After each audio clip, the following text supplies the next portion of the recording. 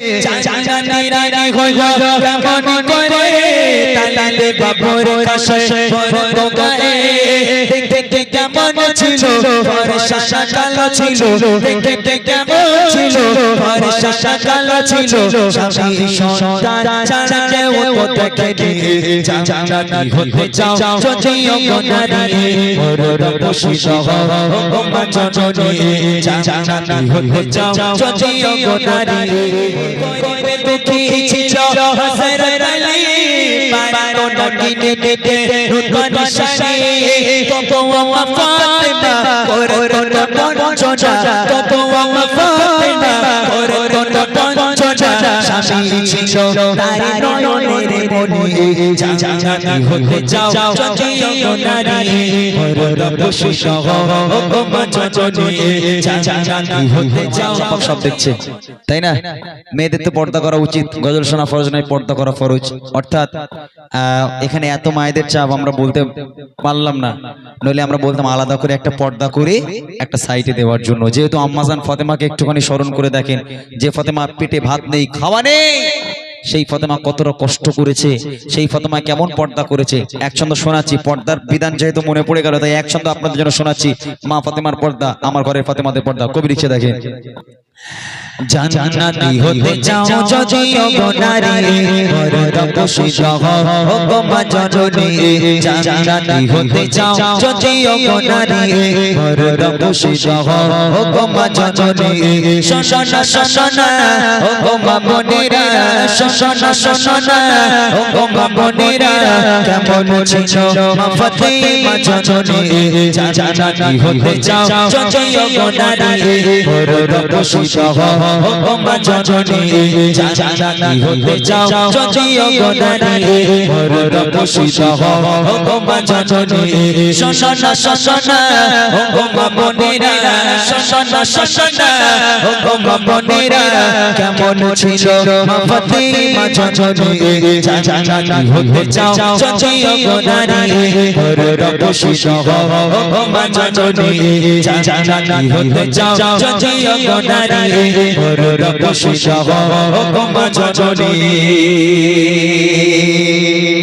মা ফাতেমার পর্দার কথা শুনে নেই ভাই আমার ঘরের ফাতেমা এখানে যে মেয়েগুলো বসে আছে যে মা বোনগুলো বসে আছে এদের মধ্যেও ফাতেমা আছে এখন এই ফাতেমা নবীর মেয়ে ফাতেমা দুই ফাতেমার মধ্যে পার্থক্য কি জানেন নবীর মেয়ে ফাতেমা জান্নাতের রানী আর আমার ঘরের ফাতেমা জাহান্নামের রানী এই দুটোই পার্থক্য এছাড়া কোনো পার্থক্য নেই সেও নারী এও নারী সে যে খাদ্য খায় এ সে খাদ্য খায় সেও মুসলিম এও মুসলিম সেও পর্দা করে এও পর্দা করে তাহলে মা ফাতেমা জান্নাতের রানী কেন হয়েছে যদি মা ফাতেমা জান্নাতের রানী না হয়ে আজকে যদি এই নাগরতলার একটা ফাতেমা জান্নাতের রানী হতো তাহলে লোকের সঙ্গে একটু গল্প করে বেড়াতাম যে ছকিনাপুর মেয়ে ফাতেমা জান্নাতের রানী হয়েছে কি ভালো লাগতো কিন্তু তা নয় এখন ফাতেমার বোরখা আর আমার ঘরে ফাতেমাদের বোরখা কবি লিখছে দেখেন জান্নাতি রানী হলো কেমন করে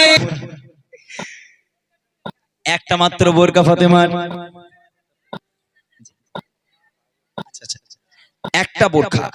একটা বোরখা পরে ফাতেমা সারা জীবন কাটিয়ে দিল ভালো করে শোনেন একটা বোরখা পরে মা ফাতেমা সারা জীবন কাটিয়েছে তাও ফ্রেশ বোরখা নয় চতুর্দিকে তাবলি মারা ছেঁড়া ফাটা বোরখা এই সেলাই করা তাবলি মারা বোরখা পরে সারা জীবন কাটিয়েছে তথাপিও আম্মাজান ফাতেমা কেমন দেখতে ছিল তিনি লম্বা ছিলেন নাকি তিনি বেটে ছিলেন তিনি ফর্সা ছিলেন নাকি তিনি কালো ছিলেন তার স্বামী আর সন্তান এই দুই পুরুষ ছাড়া পৃথিবীর আর কোনো পরপুরুষ আম্মাজান ফাতেমাকে চোখে রাখেনি একটাবার ভাবেন আপনারা সেই ফাতেমা জান্নাতের রানী হবে না একটু আস্তে কথা বললে আমি বেশি খুশি হব একটু আস্তে তাহলে একটাবার ভেবে দেখেন মা ফাতেমা কেন জান্নাতের রানী হবে না আমার ঘরের ফাতেমাদের বাপ যদি বলে মা তোর মা নামাজ পড়ে তোর বাপ নামাজ পড়ে তোর বোরকা পড়তে হবে ওরে আল্লাহ আমার ঘরের ফাতেমারা বোরকার নাম শুনলি একেবারে মুখ ঢেকে চুরে বাংলার পাঁচ হয়ে যায় এ যুগে কেউ বোরকা পরে মার কাছে কি গুজর গুজর করে তোর স্বামীর একটু বুঝাতে পারেন না হ্যাঁ তোর স্বামীর বুঝাতে পারেন না একটু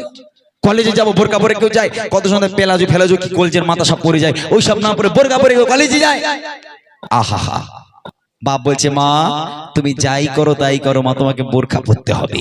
বাপের চাপে যদি আমার ঘরের ফাতেমারা বোরখা পরে, ওই বোরখা পরছে আর গজর গজর করে বাড়ি থেকে বার হয়ে গেল। কিছু দূর গিয়ে বোরকার হাতা একেবারে আঙ্গুল পর্যন্ত এত দূর টেনে টুনে একেবারে কিনে পর্যন্ত তুলেছে এইভাবে।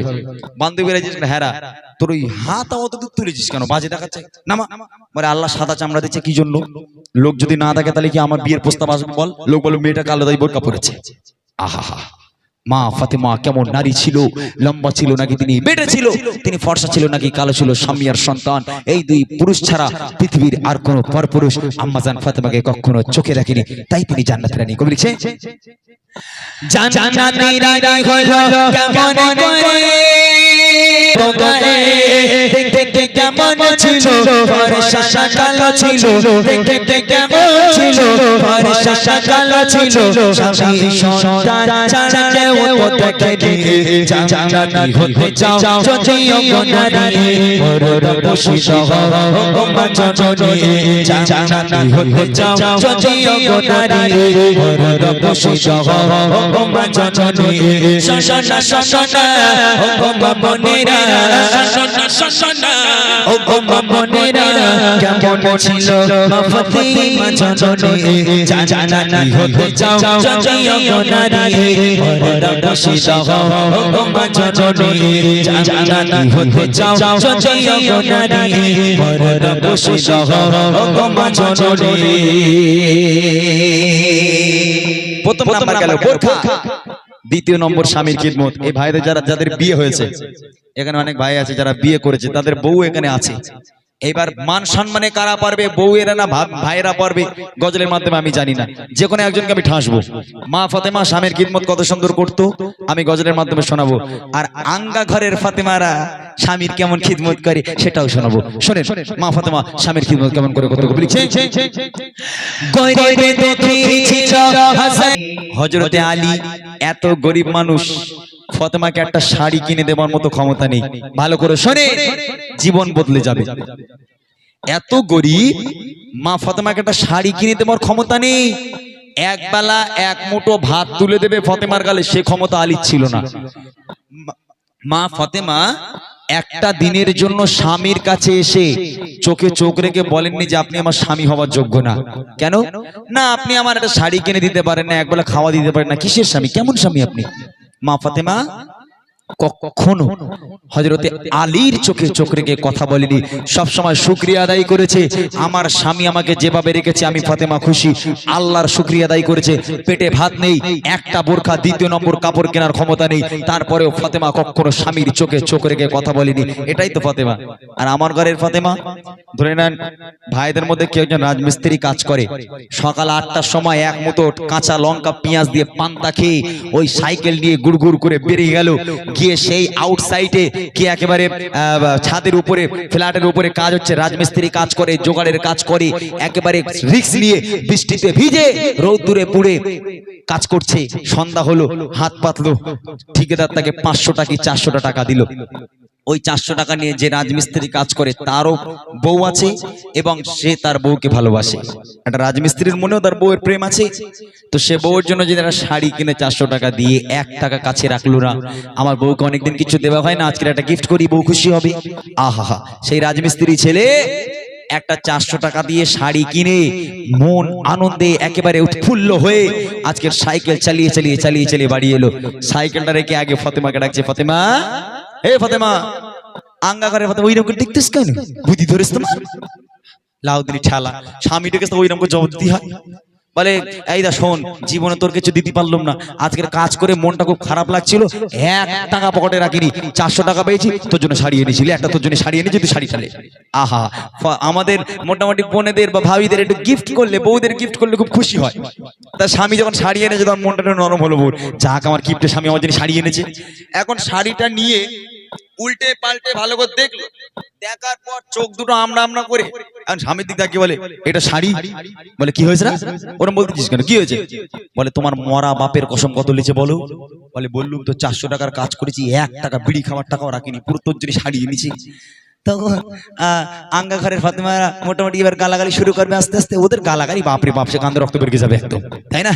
বলবে আমার বাপ মা যে তোমার কি দেখে বেঁধেছিল আমি জানি না, তোমার মতন স্বামীর কেউ বে করে? হ্যাঁ, বলে কি হয়েছে অত রাগ দেখাচ্ছি কেন, বলবি তো? বলে পাশের বাড়ির অমুকের বউ কত দামি দামি শাড়ি পরে, তোমার চোখে কি নেবা হয়েছে টের পাও না? তোমার ছোট বার বউরে কত দামি দামি শাড়ি চোখে দেখতে পাও না? 400 টাকা শাড়ি না দরদ দেখাচ্ছে। গালাগালি এবার শুরু হলো। এমতো অবস্থায় গালাগালি দিতে দিতে রাগের মাথায় শেষ বলে দূর হয়ে যাও, তোমারও তালাক, তোমার শাড়িরও তালাক। এই তোমার ঘরের ফাতেমা। আম্মাজান ফাতেমার পেটে ভাত নেই, পরনে একটা কাপড়, কখনো স্বামীকে অপমান করেনি। আল্লাহ রাসূল বলে যে ফাতেমা আমি তোমার আব্বা বলছি, আল্লাহর পরে যদি কাউকে সিজদা করার হুকুম দিতাম, আমি প্রত্যেক নারীকে বলতাম হে নারী তোমরা তোমার স্বামীর পায়ে সিজদা করো, স্বামীর পায়ে লুটিয়ে পড়ো। খবরদার যেন স্বামীকে ব্যথা দিও না, স্বামীকে কষ্ট দিও না, তাহলে এ দুনিয়াও হারাবে, পরকালে তোমাকে হারাতে হবে। স্বামীকে যদি তুমি সেবা করতে পারো, স্বামীর পায়ের তলায় জান্নাত, এটা মনে রাখো। স্বামীর জান্নাত পেয়ে যাও, আল্লাহর জান্নাত। স্বামী ছিল তার নয়নের মনি, জান্নাতি হতে চাও যদিও নারী, বসে রহো জননী, জান্নাতি হতে চাও যদিও নারী, বসে রহো জননী। শোনো শোনো ও বনেরা, শোনো শোনো ও বনেরা, কেমন ছিল মা ফাতেমা জননী, জান্নাতি হতে চাও যদিও নারী, বসে রহো জননী, জান্নাতি হতে চাও যদিও নারী, বসে রহো জননী। আরেকটা ছন্দ, শেষ ছন্দ দেখেন। মা ফাতেমা দুটো সন্তান ছিল, আপনারা জানেন, ইমাম হাসান ইমাম হোসেন, ছোট ছোট দুই বাচ্চা। এই দুই বাচ্চা হঠাৎ করে অঝর নয়নে কাঁদছে, কাঁদতে কাঁদতে আমার রাসূল হঠাৎ করে ফাতেমার বাড়ি এলো। ফাতেমা দরজা খুলে, আব্বা এসেছি। দরজাটা খুলে গেল, দেখে সামনে দাঁড়িয়ে আছে ইমাম হাসান ইমাম হুসাইন, ছলো ছলো নয়ন নিয়ে অঝর নয়নে কান্নাকাটি করছে। আল্লাহ রাসূল বলছে আমার নওয়াসা, এ আমার কলিজার টুকরা, তোদের কি হয়েছে বাবা, তোদের চোখে পানি কেন? হাসান হোসেন বলছে না না, তোমার কাছে বিচার দেব। বলে কার বিচার দিবি? বলে তোমার মেয়ে ফাতেমার বিচার দেব। বলে কেন, আমার মেয়ে ফাতেমা কি করেছে? বলে তোমার মেয়ে ফাতেমা মিথ্যা কথা বলেছে। আল্লাহ রাসূল বলছে আমার মেয়ে ফাতেমা কখনো মিথ্যা বলে না, কি করেছে বল? বলে না না, আজকে 3টে দিন হয়ে গেল তোমার মেয়ে ফাতেমার কাছে যখনই যাই গিয়ে বলি মা ক্ষুধা লেগেছে খাবার দাও, তোমার মেয়ে ফাতেমা চুলো জ্বালিয়ে উনুন জ্বালিয়ে তার উপর একটা হাঁড়ি বসায়, তাতে পানি দিয়ে পাথর দিয়ে গরম করে আর আমাদেরকে সান্ত্বনা দেয় বাবা রান্না হচ্ছে, তোরা গিয়ে ঘুমা, রান্না হয়ে গেলে ডেকে খাওয়াবো। পানি গরম করে করে করে করে 3টে দিন পার হয়ে গেল, তোমার মেয়ে ফাতেমা খাওয়া দেয় না। আজকে যদি তোমার হাসান হোসেনকে খাবার না দাও, তাহলে তোমার হাসান হোসেনের মরা মুখ তোমাকে দেখতে হবে। এই কথা শোনার সাথে সাথে আপনার নবী আর নিজেকে ধরে রাখতে পারলো না, হাউ হাউ করে কেঁদে ফেললো। কাঁদতে কাঁদতে যে পিরান পড়েছিল, যে পিরান মোবারকনা পড়েছিল, ওই পিরানটা আস্তে আস্তে তুলছে, ওই পিরানটা আস্তে আস্তে আস্তে আস্তে তুলছে, এই পেট পর্যন্ত তুলেছে। তুলে বলছে আমার কলিজার টুকরা, তোরা কি দেখতে পাচ্ছিস বাবা? বলে না না, তোমার পেটে তো পাথর দেখতে পাচ্ছি। আল্লাহ রাসূল কাঁদতে কাঁদতে বলেছিল ও আমার হাসান, ও আমার হুসাইন, তোরা তো 3 দিন খাসনি বাবা, আমি তোর নানা আজকের 5টা দিন হয়ে গেল, আমার পেটে পানি ছাড়া আর কিচ্ছু করিনি। রাসূলের পেটে পাথর বাঁধা, হাসান হোসেনের পেটে পাথর বাঁধা, মা ফাতেমার পেটে পাথর বাঁধা, সারা আজকে 2 দিন 4 দিন না খেয়ে জীবন যাপন করেছে, কখনো আল্লাহ ভোলা হয়নি, নামাজকে কাজা করেনি, আমার আল্লাহ শুকরিয়া আদায় করেছে, তাই তারা জান্নাতের সার্টিফিকেট। জান্নাতি হতে চাও যদিও নারী, বসে রহো জননী, জান্নাতি হতে চাও যদিও নারী,